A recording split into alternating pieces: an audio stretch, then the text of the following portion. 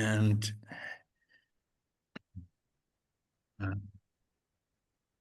I don't really want to be speaking for 45, 50 minutes. So I'll try to keep this next chapter of our neurophysiology tour to half an hour.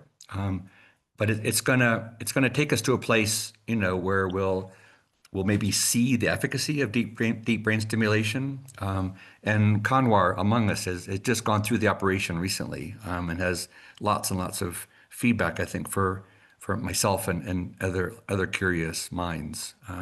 So that's kind of a preview of where we're going.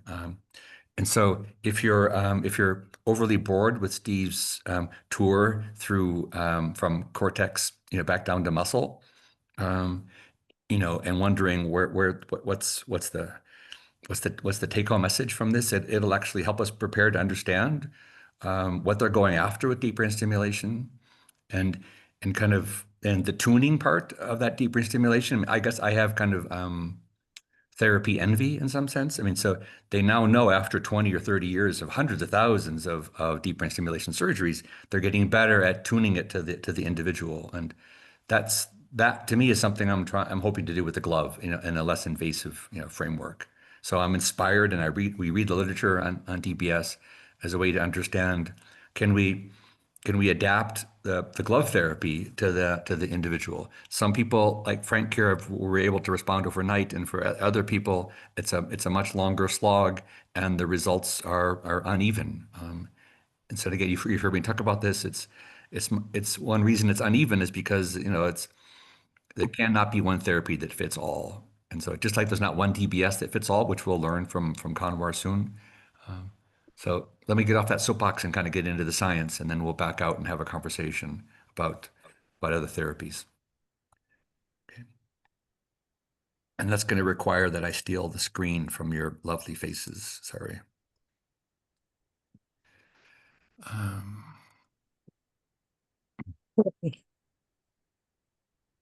cool. So let me kind of We're talking about is DPS. hey, Meg, you might want to. I want to meet you a little bit, Meg, because I know you're talking to your husband there. Um, but please unmute yourself if you want to slow me down or stop me or ask me to retreat. So this is the set of notes that I've been building for various purposes.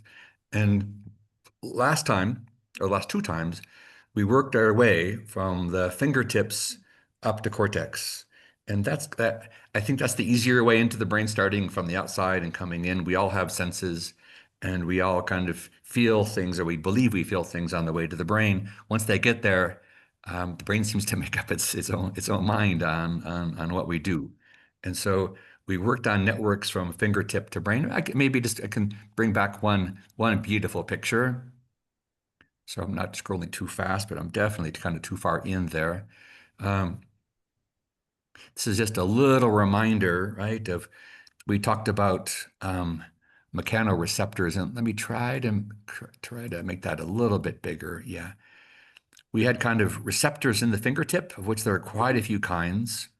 Um, and the vibrations in the fingertips make their way pretty reliably up to thalamus, the main relay station, the main kind of the gatekeeper of the brain.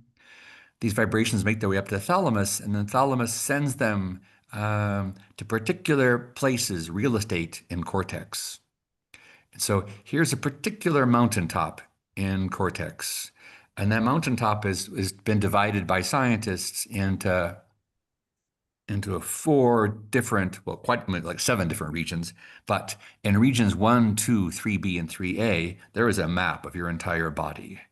And that map, that's the map made by cells from particular places in the body come to particular places in the brain. Um, and even cells loyal to different types of receptors find their ways to different parts, right? So remember, D2 is your index finger, and D3 is your middle finger, and D4 is your ring finger, and D5 is your pinky. And they live in a certain mountaintop in region 3B. But a similar mountaintop exists in one, and then we go down the valley into region 2, and then back into the bottom of the valley, the sulcus in 3A. And so your body is mapped up into cortex. And so that's kind of following the surface of the cortex. But cortex is the Latin word for, right, it's our word for bark, right? And so we've got ponderosa pines in our area, and we've got layers and layers of bark. You have layers and layers of cortex, and these layers talk to each other. And there we are learning more and more about the kind of compartmentalization, the specialization of individual layers in cortex in different places in cortex. And so I'm going to talk about some of these pathways today, right? We're going to get out of cortex and into the area which is responsible for choosing your next motor pattern. In particular, it's the area that fails in the choice of your next motor pattern and leads to the symptoms of Parkinson's. Um, but that's just a review, especially for Tom, you haven't been with us before. So we've been talking about kind of brain pathways implicated in Parkinson's, um, largely with this kind of selfish eye to better understanding the glove, um, understanding how it works so we can make it work better. Mhm. And the current explanation for how it's working is that there are too many connections up here in cortex in the Parkinsonian brain. And that overconnection happens in a way we don't understand, but from lack of dopamine. And so one way is to put more dopamine back into the system, and that's the levodopa carbidopa, cocktail. Um, and that is a success, a large success for a large number of people, um, but still pretty invasive with side effects. So another way to maybe desynchronize that brain is to play noise into your fingertips, and that's the idea behind the glove. And what we looked at last time was playing noise into the brain weakens certain synapses and allows certain cells to begin to ignore each other, to attenuate the rhythms that are attenuating your voluntary emotion. Um, and so we looked at these are results of TAS, right? The creator of the glove that we're kind of reverse engineering and kind of distributing. And he played random vibrations into a brain of 1,000 artificial neurons, and weakened connections between fingers, and then weakened connections even within fingers. Um, I mean, I got a question today from one of our folks asking, 4 hours seems to be doing well. What about 5 hours and things like that, right? And so this is one of the kind of cautionary pictures. I mean, just like if 100 milligrams of levodopa is good, why not 1,000 milligrams kind of thing, right? And so the notion is, that we can over desynchronize, we can disconnect, um, and a number of us, Ken T, I'm thinking, have, talked about kind of the dyskinesia that comes from overstimulation, either too much drugs or too much glove or too much of some combination of the two, right? And so the brain is super complex, so more isn't necessarily better. So that's the brief synopsis of what happened in the last two times together, right? And if you want a slower one, you can watch the video from last time and the time before. Um, but for today, I want to move from the brain out, right? From the brain down to muscle, where the real, I think where many of the real Parkinsonian symptoms are felt, or at least sorry about this, or at least where the symptoms that are apparent to doctors so they can begin to diagnose this thing, right? And so many people are suffering with decades of Parkinson's before it manifests itself in sufficient cell death and sufficient symptoms that can be identified. We need to do a better job. So the brain regions I want to take you to are in this. I think it's good to look at kind of cross sections of the brain, but these days, and as teachers and students, you guys, we live like in amazing times. So from that link, I'm not sure if Zoom can keep up, but I'm literally holding a brain in my hand and moving it at will, and kind of zooming in and out, going down valleys and over mountaintops. It's still pretty coarse. I can't see individual neurons, let alone individual synapses, but at least I can gather some kind of big picture, right, of kind of what's going on inside. Um, and so I never cease to marvel at this thing. So we could twist this for the next half an hour, but we're on a mission today to understand a particular set of brain nuclei deep in the brain. Very, very mysterious what these things are doing. Um, so I want to first share with you the anatomy, and then talk about the physiology. How are they connected in healthy subjects, and what happens in Parkinson's? At least what are the leading theories for these? Um, and so there's the brain. We can zoom in on individual pieces. We're going into the basal ganglia. Um, a ganglion is a small cluster of cells. So most invertebrates, for example, don't have brains. They've got distributed kind of ganglion. It's distributed out through their body to kind of just-in-time action to do things, right? So we have ganglion attached to individual pieces of our spinal column to help with kind of fast action. That's this crazy big noggin up here is doing some kind of central nervous system processing. Very, very complicated, but it's made up of individual small brains, if you wish, or small nuclei, or small ganglia. Basal means they're at the base of the brain, and ganglia just means it's a collection. It's a gang. Um, and and for better or worse, again, I know we're not all scientists, but we all have a reason to try to take a deeper dive into this. The basal ganglia is, the ganglia, the different pieces are are made up of names that are important for us to understand. Um, Especially, I want us to understand the putamen and the substantia nigra.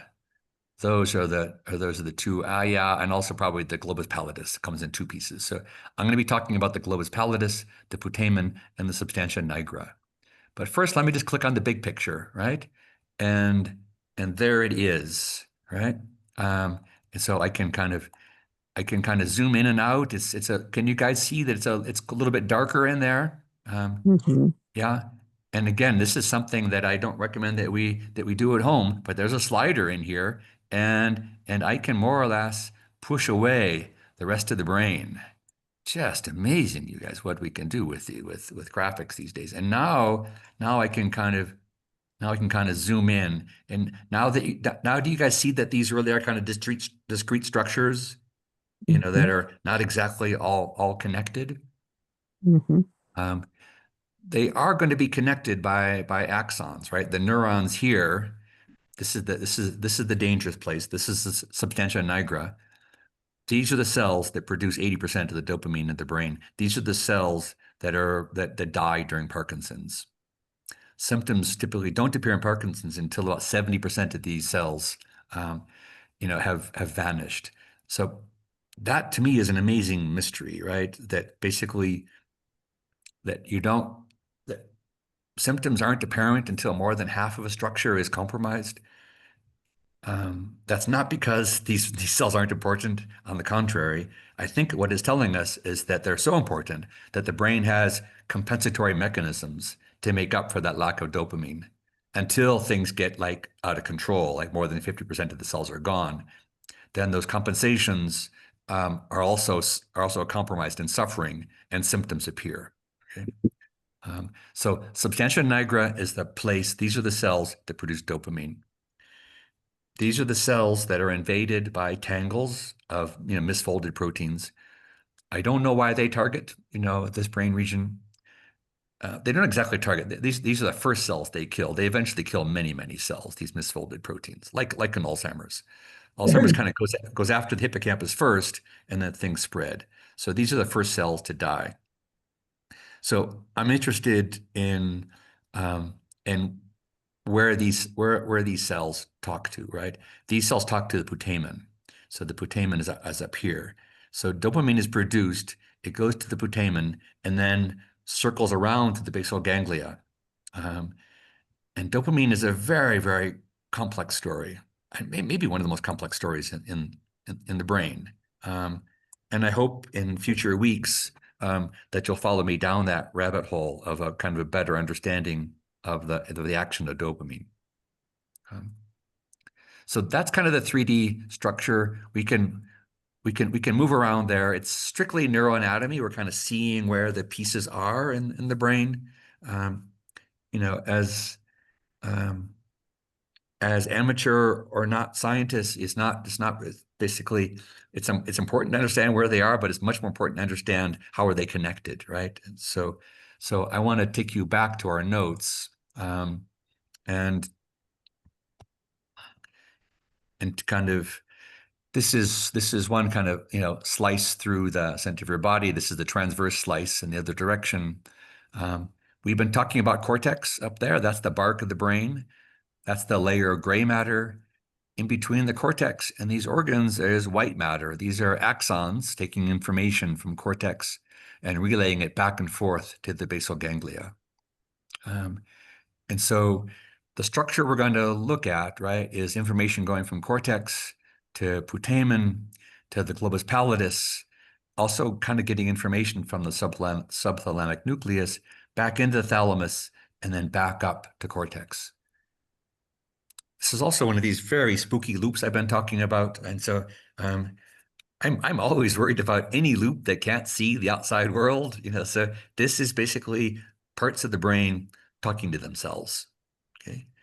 The picture on the right gives you more of an idea of a rough idea of the conversation.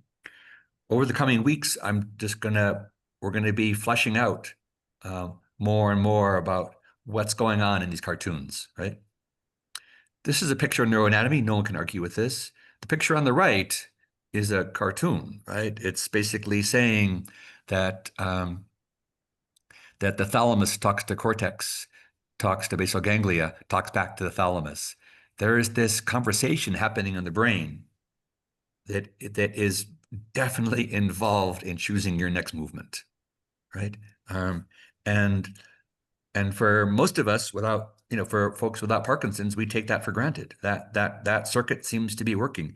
It seems to select the right motion and inhibit the things that we should not be doing. It allows us this luxury of voluntary motion, which is compromised in Parkinson's. So that conversation from cortex to basal ganglia to thalamus um, is where I want us to kind of get a deeper understanding of today. Okay. Other things are involved, but only when this conversation finishes does the cortex give the right instructions to the spinal cord. And we looked last time, the spinal cord then sends information out to the muscles pretty reliably, assuming your muscles are in good shape. But I think we talked about in previous talks, there is no indication of muscle degradation, in Parkinson's, and except maybe in advanced stages, due to lots of other things. But the Parkinsonian physique is in good shape. It's the governor up here that's compromised, okay, in the brain.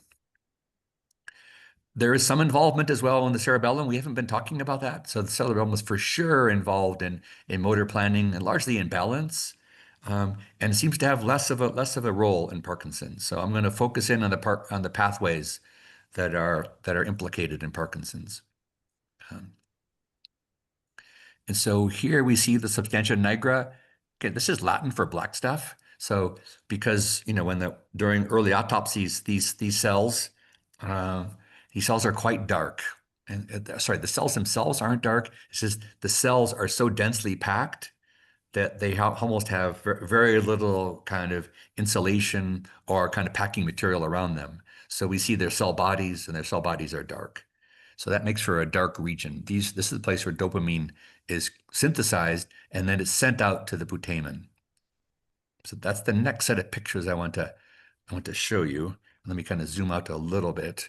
This is also a fascinating picture in the sense that when I began with kind of a review of last time, mentioning that there are you've got maps of your body up in cortex, right? And so I like this picture because it's not going to be too busy.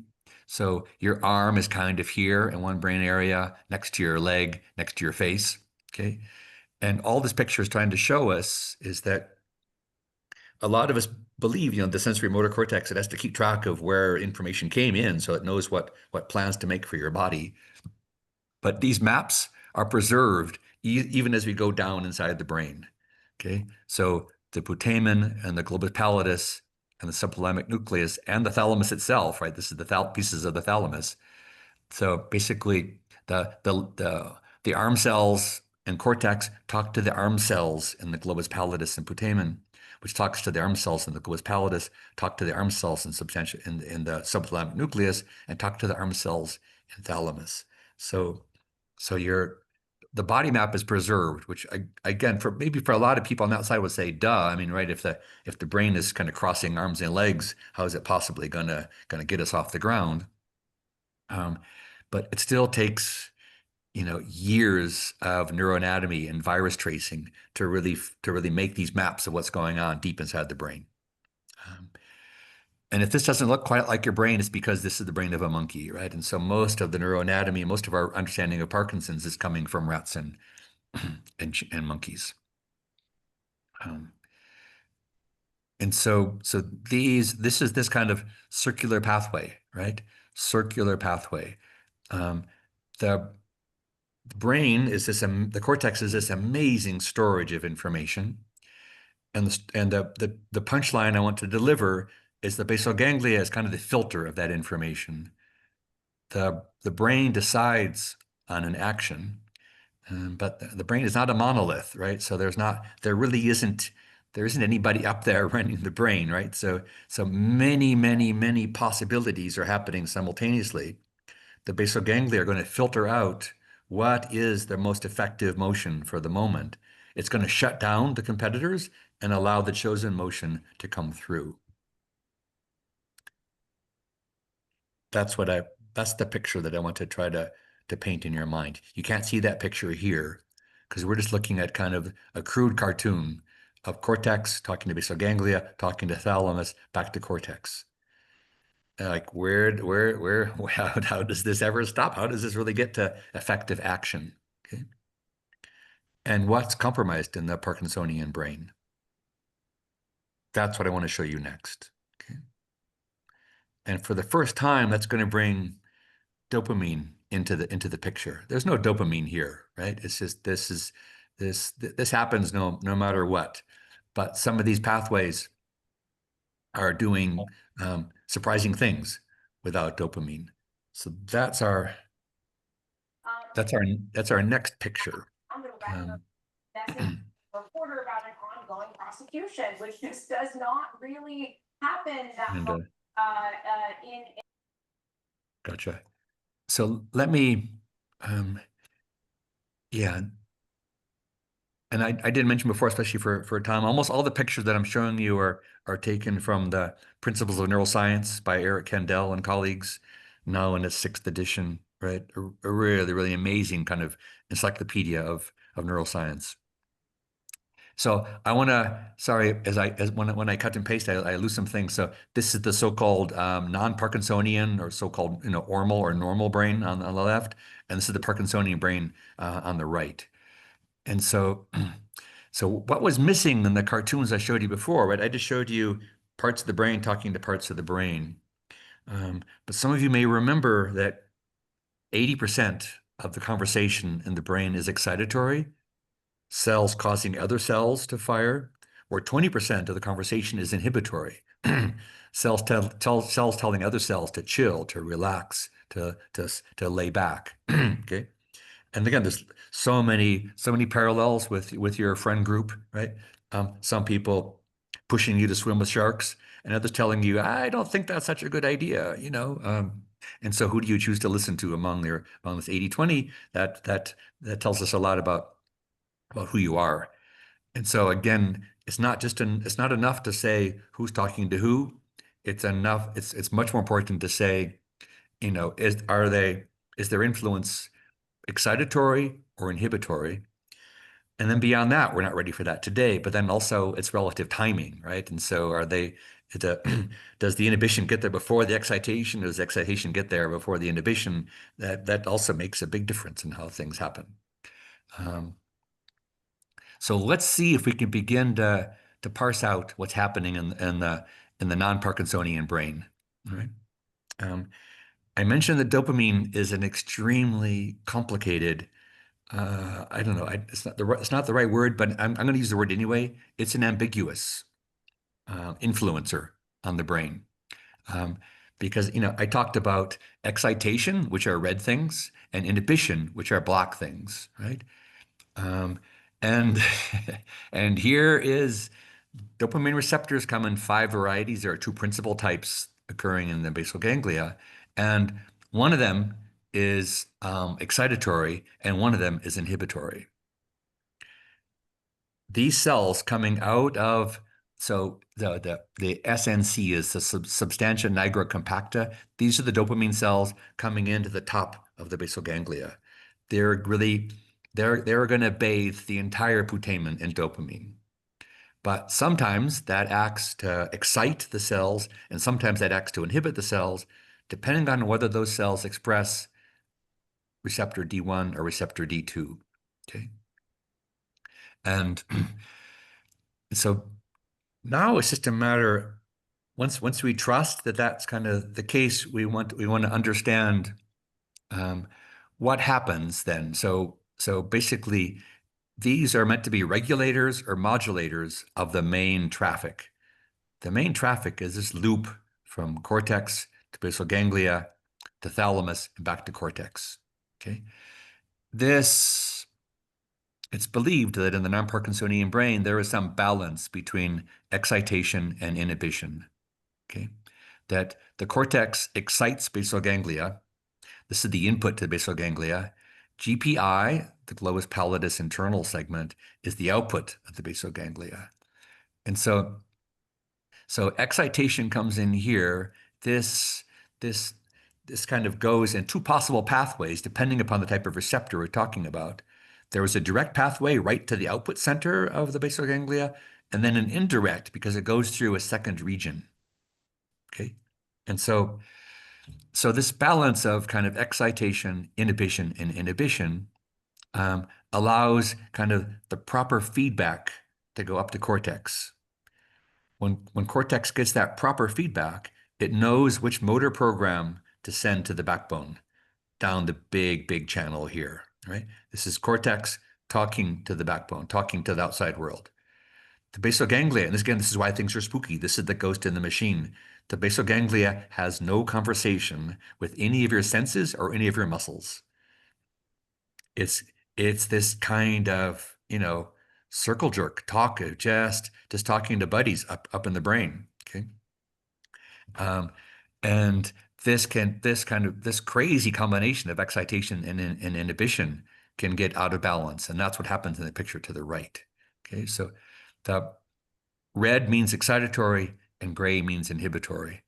What we're going to see with lack of dopamine, and I'm not sure, you can kind of count 7 molecules of dopamine being expressed up here, and here I have 2 molecules of dopamine. So with less dopamine coming into the system, that leads to dotted lines here, right? And then, and so the implication for these dotted lines is kind of a logic puzzle, right? I mean, so if let's take these one at a time. So here I was exciting an inhibitory pathway. Okay, so if I don't excite an inhibitor, then he has less inhibition. That's the light gray, right? But if I don't inhibit an inhibitor, holy shit, then he has more inhibition going through. This takes a clear head. I'm not sure, that kind of in the deep evening on a Monday, right? But it's just the picture is telling a story, right? If we don't excite an inhibitor, we get less inhibition. If we don't inhibit an inhibitor, we get more inhibition. Okay. The upshot is that diminished dopamine leads to greater inhibition coming out of the basal ganglia. Another take-home message is that the individual pathways can get kind of complicated, direct or indirect, and we'll get into that in future weeks. But the take-home message maybe for this week is that the basal ganglia is an inhibitor. It is an inhibitor. There is so much competition for moving, your puppet, right? For moving all of your muscles at once, that the basal ganglia acts to kind of put a brake on that activity, and to maybe release the brake on the one chosen motion, the voluntary motion that you're choosing. Okay. And so without dopamine, there is this greater inhibition coming out of the basal ganglia. that greater inhibition shuts down thalamus, the main relay station. And thalamus is the excitatory pathway up into cortex to tell cortex which motion to choose. Cortex is now getting this light pink. It's getting less information about how to distinguish, right? Was this, was this meant to be an elbow or a wrist or both simultaneously, right? It's getting ambiguous feedback on what it should be sending to muscle, to the spinal cord. It's getting less information, or less precise information. And it's believed that this leads to that one explanation for bradykinesia, for slow movement, is that you got competing motor programs, right, pulling your muscles in different directions. So, so that's there's a very influential, beautiful paper by Mink in the late 90s. And there aren't many papers from the 90s that neuroscientists still read, right? It's such a fast-growing field. There's so many theories out there for how things function. So Mink's hypothesis has really stood the test of time. Of course, it's too high level. We need to put a finer understanding on this. But Mink's kind of survey is that the basal ganglia function to sift competing cortical motor programs. Your cortex has so much real estate, and you have so much lived experience. And there's such an evolutionary advantage to not recreating, motor programs, that cortex begins to embed those through your day-to-day living. And then those cortical motor programs, though, are competing for activity down your spinal cord. They need to be regulated by thalamus and basal ganglia. And so in the healthy subject, when you initiate movement, which again is a complicated story, there is basically a desired or chosen, it's hard to say, it's hard to put these anthropomorphic words on the brain. The brain doesn't have anyone making the choice, but the way the brain has evolved, a choice gets made, a chosen motor program that's the best way to reach that beer on the top shelf of the fridge, right? And all the other motor programs coming out of the output nucleus of the basal ganglia, those things get inhibited. And the basal ganglia decides to pull back and to disinhibit the chosen motor program. And so I think you know the next line, right? In the Parkinsonian brain, there's too much inhibition coming out of the basal ganglia. And long story short, almost everything gets shut down, or at least everything gets not shut. Shut down's not the exact word, right? But eventually, so for some folks, it can be. But things get confused, and one motor program is not chosen. Okay? And that leads to competition in motor programs. That leads to freezing of gait. That leads to bradykinesia. It's a gross understanding just based upon imbalance of excitation and inhibition. Okay? And then, but I guess the amazing thing is that since if we believe that thesis, right, then the GPI is really the thing that needs our attention. This thing is over-inhibiting thalamus, right? So if we could somehow reset the globus pallidus internal segment, and I haven't talked about this, but there's another basal ganglia region, the subthalamic nucleus, which is also exciting these. And so there's been tens of thousands of trials of understanding, is it best to reset the GPI with deep brain stimulation, or is it best to reset STN? And I think this is still like an ongoing theoretical discussion or research discussion, right? They're taking more measurements on effective treatments. These are closely related, regions. This guy is strangely enough excitatory, right? So this thing would be exciting GPI. But again, since GPI is inhibitory, right? If you excite your inhibitor, then you will get inhibited. So it's this subtle balance of knowing where to go. But long story short is these regions have been implicated as the ones that are the output regions of the basal ganglia. The basal ganglia is out of whack because it did not have the proper amount of dopamine coming in, right? And so this led already in the 90s to the idea, that if you could implant electrodes in the brain down into both sides of the GPI or the STN or something in between, and shock them appropriately, like with the right amount of current at the right frequency, can you in some sense, reset temporarily? And there's been quite a bit of advance. I mean, I'm sorry for the kind of spooky Halloween picture. And this guy had kind of metal implants in his dentures and things like that. This is not part of the therapy for DBS, these dark white pictures or dark white segments.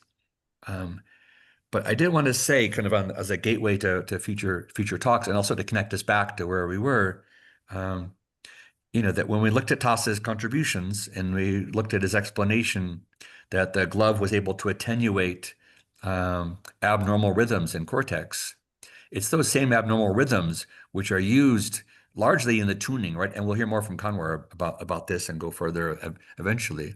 But again, once this is quite invasive, right? To drill these holes in the brain, and these are like semi-permanent, right? These are not things that you pull in and out as you go, back and forth to the doctor. They stay in. And how should stimulus be delivered? And when should stimulus be delivered? So a telltale sign in basal ganglia is the same telltale sign that was up in cortex we talked about before, and that's kind of too much activity, too many cells firing at about 20 times a second, in synchrony. So that's used as an indication to turn on the shocker, to turn on the current, to reset these kind of aberrant nuclei or ganglion in the basal ganglia. And just for a reference to kind of kick us off, and then I really want to make time to hear more from Kanwar and to enjoy your questions. Right. And so this is no longer an experimental treatment. 200,000 DBS surgeries, have been performed worldwide. You know, um, you know, tens or dozens a day are being performed around the world. So there's a lot of data out there. It's still complicated. Every brain is different, but we're learning more and more about how to deliver such stimuli. And so, with that, I'd like to ask Kanwar to talk about his recent experience undergoing DBS, before, during, and after. And let me let go of the screen so I can welcome your faces back. Yeah. Kanwar? Okay. Thank you, Stephen. It's a lengthy process going through the approval process for deep brain stimulation, but I'd preface this by saying that it's not a replacement for the gloves. The gloves have its own place, and DBS has its own place. I've been diagnosed. I was diagnosed 21 years ago, and so I got 7 years out of the gloves with complete satisfaction. And it was the doctors that were pushing me for the last 4 years, saying that you need to get DBS done. And I was resistant to it. I was hesitant because I was fearful of getting brain surgery done.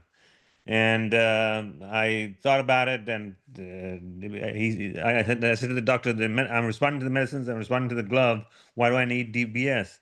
And the answer was, well, get it while you're still in good shape, because later on you won't be a candidate for DBS as you get older. I was diagnosed at age 39. So the gloves gave me about a 7 year run, which was good, and I can still use the gloves now, even with DBS. So they don't replace it. They've got a place for it as well. So I started the process in January of this year, where you have to go through a series of tests to see if you're a candidate, and they're lengthy tests. They want to establish a baseline in terms of where you are and are you responsive to medicines or not. And of course, the tried and true medicine, carbidopa, levodopa, 25/100. Everyone's probably heard of it or taking it. That's the gold standard in terms of, do you respond to that? And you go through physical therapy, you go through speech therapy, you go through occupational therapy, and they establish a baseline. Then you go through a cognitive test, which is about 6 hours long, where they ask you to say your name backwards. If it's Bob, it's easy, but with a name like Kanwar, it's more difficult. And then you're timed on this, but the days, the months backwards, the days of the week backwards, and they'll tell you to take 100 and subtract 7 for it, and keep going on, work your way down. and you're under the gun here because you've got time limits in terms of doing that. So that took about 6 months to do. They do a whole bunch of scans, brain scans, to see if you qualify there as well. And so all that took about 6 months. The risk that it involves is that there's about a 5% risk of stroke or heart attack during surgery, and there's a shortage of movement disorder specialists anywhere in the country.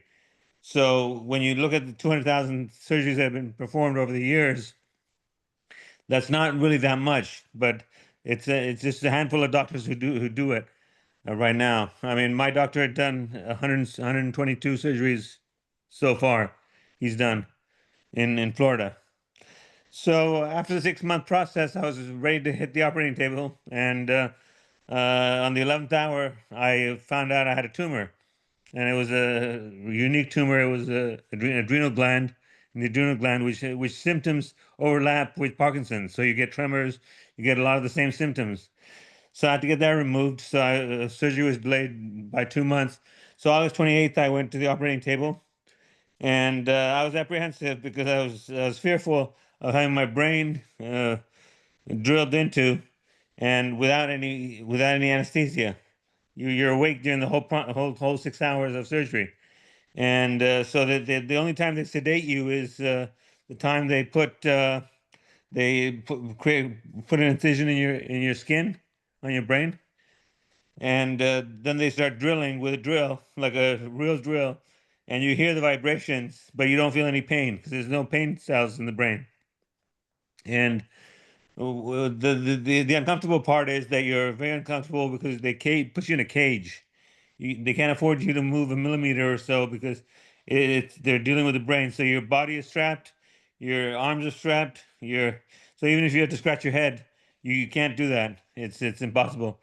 And so that's very uncomfortable, but it's not painful.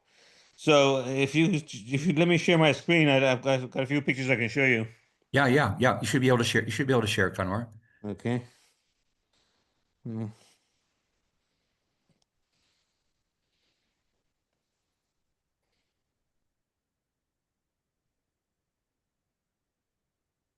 Yeah.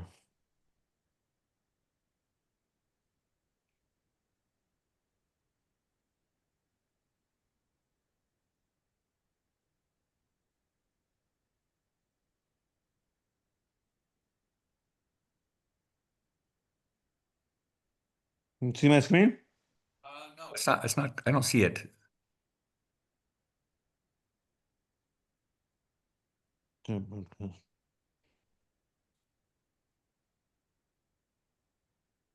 It's coming now. Something's coming.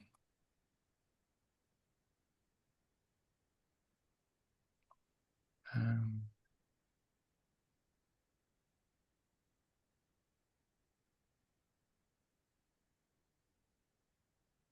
Uh, hey Kanwar, while this is loading, I had a question. How long did the procedure take?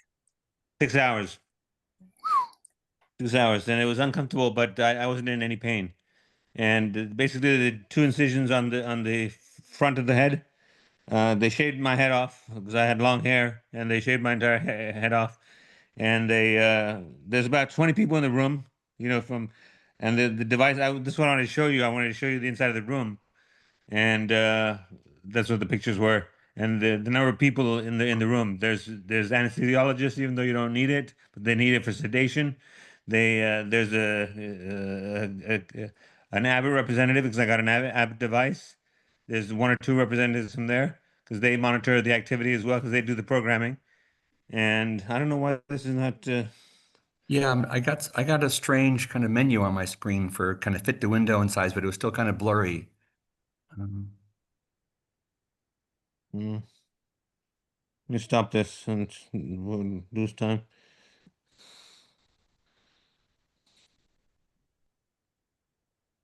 I'm not sure what you're saying, Alicia, and there's a couple things in the chat. So Okay, it's not coming through, but anyway, so there's about 20 people in the room, and there's from operators who operate the robot which goes into your brain, and of course, neurosurgeon and all that. So the surgery, once the cage is the most uncomfortable part, and once you finish surgery, you go into a recovery room, and you're basically in the recovery room for an hour or two, and then you're into a private room in the hospital, and you spend the night there. They just want to monitor you. You're the most healthiest person in ICU at that point, but they want to monitor your heart rate. They want to monitor your vitals at that point. As far as the electrodes are concerned, there's three devices in the market: Boston Scientific, Medtronics, and Abbott. And I picked Medtronics as adaptive DBS, which is a newer technology that came out, which basically adapts to the amount of stimulation it provides based on your body's needs. But they haven't perfected it yet. It's still fairly new. And Medtronics, Boston Scientific, it's been around. They've got a decent device.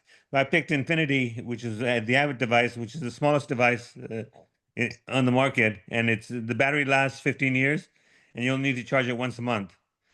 So that was the advantage of that. And you just use a puck, put it on your chest, and it charges in 15 minutes. Mm. And it's pretty cool.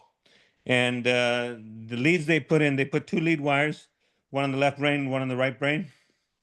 And they're basically each lead wire has 8 electrodes attached to it, so they could change the angle to 360 degrees. They can change the angle of where they stimulate you, because when they're stimulating deep down in the lower portion of the brain. And so that was week one, August 28th. Then September 5th, I went back into surgery on September 5th. So what they do is they put staples, like medical staples, to seal it up on your head. So I had about 40 staples, which was uncomfortable because you can't find a decent place to sleep because it's painful because of the incision. And they put a Band-Aid on top of that. And you can't bathe for a couple of days, but then after that, you can take the Band-Aid off and you can bathe as normal. And a week later, a week and a half later, I went into the second part of DBS part two, where they make a hole in the side of your head, on the right side of your head, right above the ear, and they fish the wire that they put in the electrodes in the brain. They fish the wire through that hole down to your neck, down through your neck, behind your ear, into your chest. And they make an incision in your chest. This is under an anesthesia, so you're under general anesthesia for this one, and so you don't feel a thing. And that's generally about an hour to 2 hours. If there's complications, it's 2 hours. Mine was an hour, and they basically glue the incision up with the medical glue. So no staples, no stitches, just the medical glue. They glue it up, and you can feel the device in your chest, but it's not uncomfortable. And they connect the wire together, and that's it. You go home the same day. You're in recovery for about half an hour, and you go home. Now the recovery period was about 3 weeks after that, and it was uncomfortable. The first week was very uncomfortable. I couldn't find a comfortable spot to sleep. It was in my head because I had staples in my top of my head and my back of my head. By my ear, I had stitches as well. So it was very uncomfortable. And then the incision started to hurt on the chest because the anesthesia was wearing off. So that was painful. And so they give you some painkillers, but I didn't use any. I just used Tylenol every 8 hours, and that served me well. I was fine after a week, and then it just has to heal up. And after it healed up, the key is programming. Now, one thing I might add is the day of surgery, part one, you go without any medication. So 18 to 20 hours before surgery, you can't take any of your medications. So that's uncomfortable as well. So the night before surgery, I didn't sleep at all because I couldn't find a comfortable spot to sleep because I was very rigid. I couldn't move much. I had a nurse who bathed me in the morning, and went to the hospital. Then 3 weeks after recovery, you go in for your first programming. And this is really key because I felt, let me backtrack 1 second. After the first surgery, DBS part one, when they put the electrodes in the brain, they actually test it. The reason why you're awake is they test it. They put it on for a brief moment, and they test your finger tapping, your hand opening and closing. They see if it's in the right location. Even though the scanners tell them that it's in the right location, they want to double check that it's in the right location. So the first week you really have a honeymoon period. I've got to take my meds the first week because I didn't need them. I didn't feel I needed them, but I was living off the honeymoon period in the first week. Then it went downhill after the first week, and I said this isn't working. I was demotivated. I said this is BS.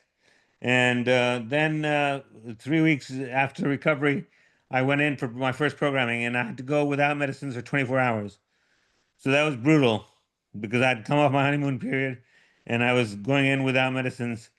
And I basically went in a wheelchair to the doctor's office, and went in a wheelchair, and I said, "Am I ready to take my medicines? Hey, you see me now?" They said, "No, it's going to be another 3 hours before you can take medicines." And the first program is about 6 hours, and there's thousands of combinations that they can do, whether they can stimulate you 360 degrees, 180 degrees, 90 degrees, and one side of the brain, right side of the brain, or left side of the brain. And then also, each time they stimulate you at a different amperage, they stimulate you anywhere from 0.5 amps, milliamps to 4 milliamps. Because after 4 milliamps, you fry your brain. And so you don't want to go past 4. And when I was being stimulated, my wife, she almost had a heart attack because she was watching me, and all of a sudden they pressed a button and certain milliamps and sent some signals to the brain, and I was fast asleep. And she said, "Wait a minute, what's going on? This is a scary thing to watch." Then all of a sudden my face went poker face, and my vision got bad, my speech got distorted. So all these in the substantia nigra, the movement, it controls all that. And so and that's normal, but I didn't know it was normal. Yes. And I was freaking out. I said, this is terrible. And they said, no, we need to test it at all levels. And they tested at the high milliamps at 4 milliamps as well, and 1 milliamp. So the first time I finished programming, I went home with 0.8 milliamps on the left side and 1 milliamp on the right side of stimulation, and with a certain combination of which angle the electrodes were at. Mhm. And so the first week went by, first program went by. I didn't think much of it. People around me noticed. They said, "Your movement's much better." I said, "Yeah, it's probably just a placebo effect." I didn't have really high hopes because I'd seen videos online of people basically shaking like tremors and all that, and all of a sudden they put the machine on and they stop. Well, that's BS. It doesn't happen in real life like that because they've got to program you. So I saw some improvement, but not drastic. It wasn't drastic enough for me to believe that it's really working. Especially when they bill insurance $500,000 for the surgery. You know. So then the second programming is 2 weeks later, and that's again without medication. So that's the part I didn't look forward to, but I went in anyway. But this time, I believe it or not, I was able to walk into the office. So obviously, the simulation was doing something. I was able to walk into the office without any medication for 24 hours. And I sat down. They programmed me, and my eyesight got bad. And they reversed it. And the reversing part is scary because it takes a second to get you into the state, but to undo it takes about 15 minutes. Mm. And so that's the scary part. But they programmed me, and my tremors have gone totally. I don't have any tremors at all, and my rigidity is much better. I'm walking around like a normal person. My speech is a little distorted at times. I mumble my words at times, but that's being adjusted in the next programming. And my rigidity is gone. If you think it's going to improve balance, it won't. It won't improve your balance, but inherently it will because your rigidity is gone. So if your rigidity is gone, your balance will improve.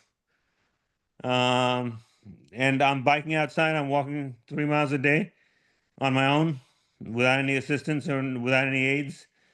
And every 3 weeks, I have to go in for programming for the first couple of months, and then I go every month for programming till August of next year. They have to fine tune it in little increments each time. So earlier in the week, I was falling asleep a lot. I was sleeping. I had a good night's sleep, and I slept. Then I got up in the morning at like 5 o'clock in the morning, had 2 cups of coffee, and went right back to sleep. And slept throughout the day.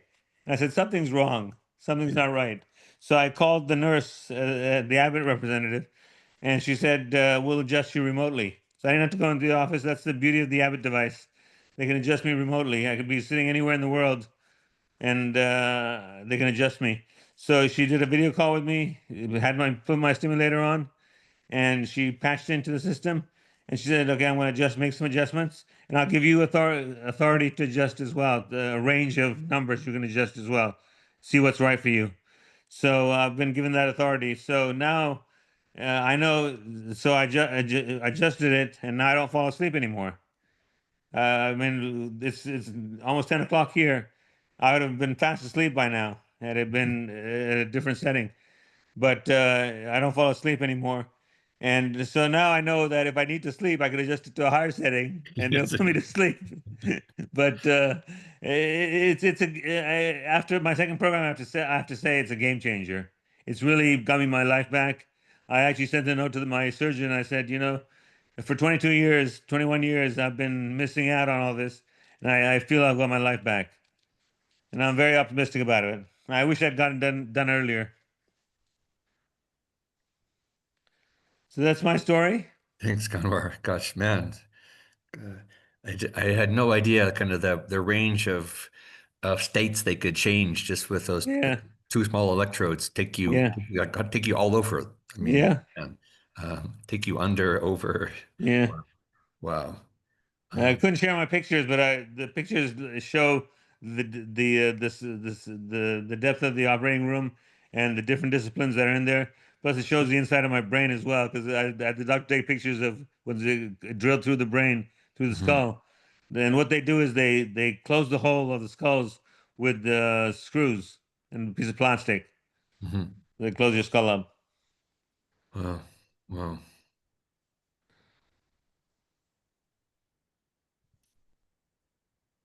So, any questions or comments for Kanwar about where we're going, about the I glove have industry? a question. David, yeah. One more thing. First of all, thanks for speaking to us. You're a great speaker and it is really interesting. Thank you. What I'm wondering is, you're still using the gloves, and you say that they have a place even in this new realm with DVS. Can you tell us what the gloves give you that is beneficial that DBS and the drugs don't? Okay, well, firstly, let me mention that I've reduced my drugs with the gloves. When I first started with the gloves, I was on 25 carbidopas, levodopas a day. I reduced them to about six tablets a day. So that was the benefit of the glove that I got. And the problem with the glove is you can't moderate it in terms of being overstimulated or understimulated. If you're having a bad day, you'll be understimulated. If you're having a good day, you could be overstimulated with the 2 hours in the morning, 2 hours in the afternoon. And with this machine, it's invasive, but it stimulates you about just right. And I can turn it off at any time I want, and I can still use the gloves. So the gloves still fire neurons to the brain, and there's a place for that as well. And with the DBS, I've reduced my medicine even more, where I don't take any carbidopa, levodopa a day. I just take 25/100, the typical ones. I just take Crexont, and it's an extended release, but I just take six capsules a day, and it's going to be lowered probably next time I go in to even more. Okay, thank you. You're welcome. Any other questions? Hey, Connor, thanks for sharing that. Are there any limitations they've told you about as far as what kind of activities you can or can't do with DBS? No, I basically do anything I want. Awesome. No That's great. limitations at all. Nice. Kanwar, thank you so much. You're welcome.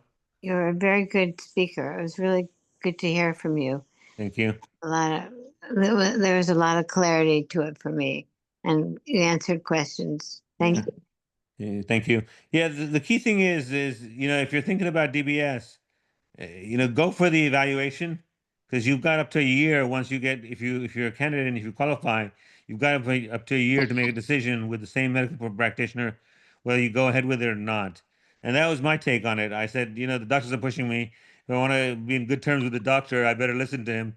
So I kind of said, let me go with the motions of going with the qualification period.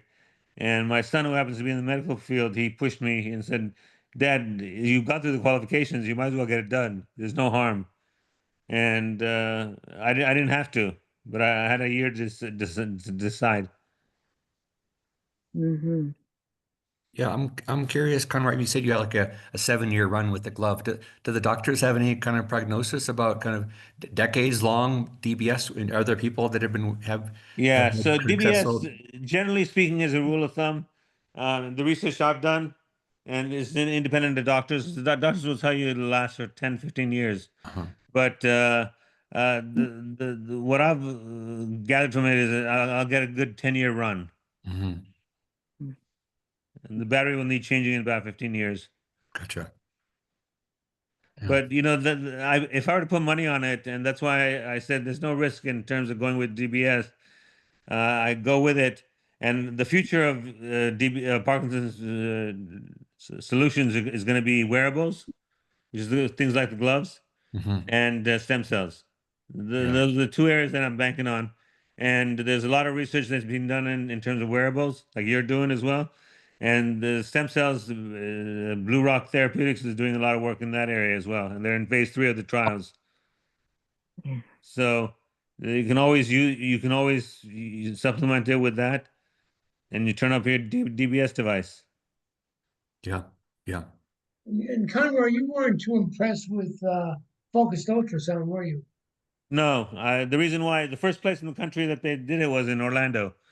And I know the doctor who did focused ultrasound did my surgery, DBS surgery. And the problem with focused ultrasound is that it alleviates tremors, but everyone I've talked to is it alleviates it for the time being, but 3 months later the tremors come back. And the other risk that's involved is they actually burn the tissue. They burn the tissue in the brain, and once they burn it and you get the wrong spot, there's no going back. Hmm.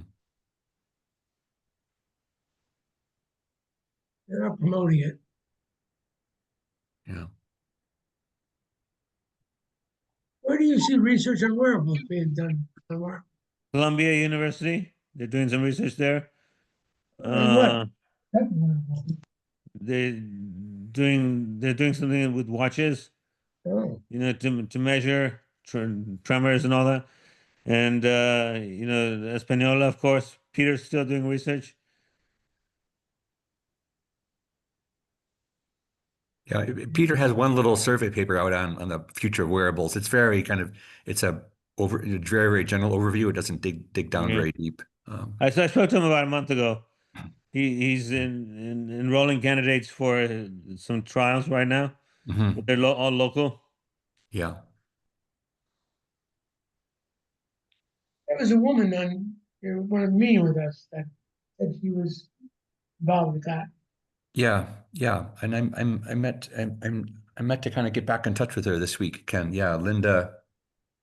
Um, oh, I don't have her last name, but yeah, there was someone who was involved in, and also another glove wearer also sent her dad and her uncle out to TOS trials, and they had great results. Yeah. Hmm. Yeah. I mean, everyone I saw with the test trials that I personally witnessed had some results, not to the magnitude that I did, but they had some results. Hmm. Yeah. Well, thanks, Carnor. This is super powerful. I Thank mean, you. I don't really know. It's hard to process all that you've given us in the past Yeah. 10 minutes. So food for thought. Um, Also, there are some wearables in the UK that I've read about, the beach band and Yeah. Yeah, and the Q, right? Yeah. Yeah, the Q. So the Q I've got experience with. I've tried it. It's like the Fireball. It's very similar to that you can get in the US. And it's basically you're bouncing a ball from your left hand to the right hand as you're walking. But I really haven't seen any benefit. I've been using it for about 3 years right now, and really haven't seen very much benefit except that it sends vibrations from your hand to somewhere. Don't know where. And the beach band, I haven't had direct experience with it, but the people I've talked to said they have mixed results on it. oh, I'd be curious to know if anyone's tried it. I'm You can in. order in the US now. Yeah. Oh, you can. Yeah, Oh, that is interesting. it's for 40 or 50 pounds. That's, wow. No separation. Well, I've got 8:15. I know it's 10:15 on the East Coast. And I guess I'd like some feedback from folks about kind of the directions to take us. So I can lay out a proposal for where I'd like us to go next time, right? So um, we started in our first couple of times together just on kind of understanding Parkinson kind of symptoms and how to score those so that we can decide whether a certain treatment is improving or not. And then to better understand how the glove might be working, we kind of followed vibrations from the fingertips into the brain. And then today, just briefly, we got down into the basal ganglia where really we're kind of where the real damage is done, right, through lack of dopamine. Mm. But it's for me, that's still a little bit glib because I showed you the two types of dopamine receptors. But I'd really like to better get my head around exactly the pathways by which dopamine works. I want to understand how the brain is compensated for that lack of dopamine, and as a clue to what pathways is the glove opening up that allows us to kind of escape the bradykinesia and the dyskinesia and the slow movement symptoms. We don't, it's I do have an MD PhD student who is doing DBS surgeries in Connecticut. I've sent him a pair of gloves, and he's interested in actually, once the neurosurgeon is down there, they're not only, of course, they're not only stimulating, they're measuring. That's how the adaptive stuff works, right? They take measurements of electrical activity and then decide, is it time to turn on the juice? And so it's possible to start learning about what the glove looks like to the basal ganglia.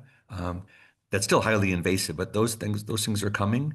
But along the way, I myself need like a better understanding of the dopamine pathways. And so I've got a survey paper I'd like to take us through, and also just we've got some neuroanatomy now of kind of big picture stuff. Um, the neuroanatomy of single cells that take substantia nigra and dump dopamine into the putamen, it's one of the craziest cells in the brain. It's just incredibly rich, and so it's the beginning of a beautiful story. And these are just pictures from a rat brain, right? And so the rat basal ganglia, rats also have to decide which voluntary motions to follow and which ones to inhibit. Um, so so as a curious scientist, my proposal for the next couple of sessions is to, now that we have the brain pathways, can we look at really the most important one. The most important one is substantia nigra to the putamen. That's the place where dopamine is compromised. The brain compensates for a while. The glove interferes with that. DBS interferes with that. Um, and of course, even more simply, if friends, right? I mean, you're taking levodopa and carbidopa. Levodopa and carbidopa interfere with that, right? They're bringing not the exact correct dopamine. Those cells are gone, but it's bringing dopamine into the system. And so, even understanding how drugs work, let alone how DBS and the gloves might work, would also, I think, be advantage to us. It's going to require more alphabet soup of biochemistry, but it's a rich, rich story. And maybe I can lean on the pharmacologist in the audience, Margaret, to help us through some of the thornier patches. Happy to, but yeah. I only teach pharmacology. I don't pretend to be a pharmacologist. sorry. It's closer than most of us. But I can help out, I think, at a level that, you know, I teach that the drugs for Parkinson's in a single lecture to the nursing students, so they don't have all of this background knowledge. So it might, I hope it wouldn't be too simplistic for folks, but I could certainly do that for sure. Let's work together on that, Margaret. So I'd also entertain other proposals for directions or papers you guys are interested in reading together. And please keep those, keep that coming. Yeah, and I'll keep you guys posted of other things that are happening here. I'm not sure, maybe it was happened since we last met, but we do have 501c3 status now for the nonprofit. I've petitioned the right governmental agencies to begin to fundraise. We're going to hold a local launch party on November 15th at my place to kind of launch Espanola GloveWorks as a nonprofit. I've spoken to a number of folks about helping us grow the board with expertise, that Janice and Lynn and I are in need of. We've gotten really generous support from a lot of people right here. Aruna, thank you for your recent donation. It means a lot to me. So things are moving on lots of fronts. We have an amazing group of folks working on the app. So Ken, I've used some of your donation to bring on greater depth in the app development. I gave a talk at the computer science department and at University of New Mexico on Wednesday.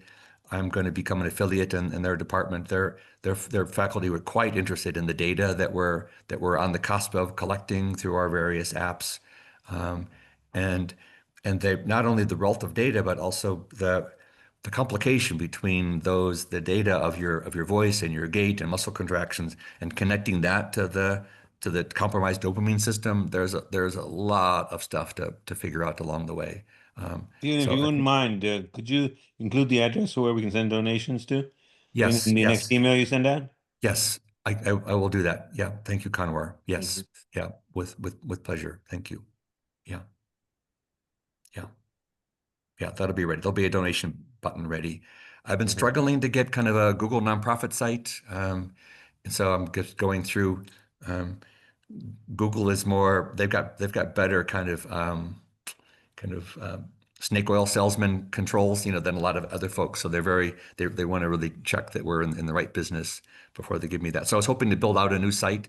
My current website is built off of my college, right? And it's not super legit for me to be taking donations on a college website that's not going to the college. But sorry, that's kind of in the weeds, but I'm learning about what it takes to start up this nonprofit and collect money responsibly. So I'll definitely send out a link for how to make donations, hopefully on a new site, but we'll see. For now, I will continue to update our Journal Club page with documents that I'd like for us to read with a link, and I'll send out reminders. Steve, I'm wondering, can this be announced? I get something called PG Buddy newsletter daily from the UK. It's just in general, people writing in about news related to Parkinson's healing or some hope. Yeah. And, if this could be sort of mentioned on that would be helpful, I think, just let people know. Yeah. I mean, we've yet to advertise, right? And we're on average getting a request of one pair a day. So you're welcome to share. Yeah, if you're finding help from the glove, I think that's the word of mouth from people that actually have experienced it is really for me the way to go. As far as scaling, right, and how to keep up with demand, that's I can't imagine. I'm trying to work with other folks to maybe to copy workshops in other places. So I've gotten some queries from Detroit and from Cape Town on making that happen. So but yes, please share your experience and just share our website. The website has kind of the short questionnaire about how to sign up for a glove. Yeah. Yeah, I think maybe my support group in Tennessee would be interested because there's like 30 to 50 people that go to these meetings, and we might be able to get like 5 or 10 people to volunteer to start assembling type stuff Gotcha. with the appropriate training, obviously. Yeah. We'll talk offline. Yeah. Let's talk offline as well. I mean, Janice and I also have a proposal in to a foundation to train other teachers in New Mexico to bring this to their high schools and colleges. And so that training material is nascent, right? Janice and I are developing that, and so I think we would love to come out and maybe spend a weekend in Tennessee or Detroit or Cape Town or whatever, right? And try to build expertise. And help people kind of understand our inventory issues and design issues, and also to improve on the design. So may I share what happened today in the classroom? yeah, Janice, please. So yeah, I started to what do you call this? Expanded to my mesa class, to my actual mesa class, besides the lunchtime. So the reception was very good. The students were, because not everyone knows about the origin of the gloves. Most of the students were never heard about it. So the reception was good. They were, so Kanwar, thank you for your story. I showed first your story from today's show, and then I showed them our own video. Okay. And then the interest was good. The students were able to build the circuits, and so I hope in this week to take them. So I will just try to implement what we want to try to implement in other schools, in other areas. So far reception is good, and I hope to improve the instruction so that it will be easier for you guys. Thanks, Janice. Yeah. So Janice and I we've got 12 high school interns and 4 college interns funded by a separate grant. And a lot of those kids are largely self-selected. They are the higher achievers, and we've yet to try to bring it into a larger classroom setting. So that's what happened today. We tried the Fox Foundation? Say again, Kanwar? We tried the Fox Foundation? Not yet. Also, we the have not. Mackenzie, yeah, we not yet, but they were suggesting Michael and Mackenzie. Yeah, it's worth doing because Peter got a grant from them a while ago. Yeah, we'll try to look at them the next time. Yeah, we will. Maraming salamat. Marunong ka mag-Tagalog. I lived there for 4 years. Oh, good. Walang anuman. Yeah. I like when random connections happen across this dimensional gallery. So I know. yeah. Okay, friends, I'm gonna turn off the recording.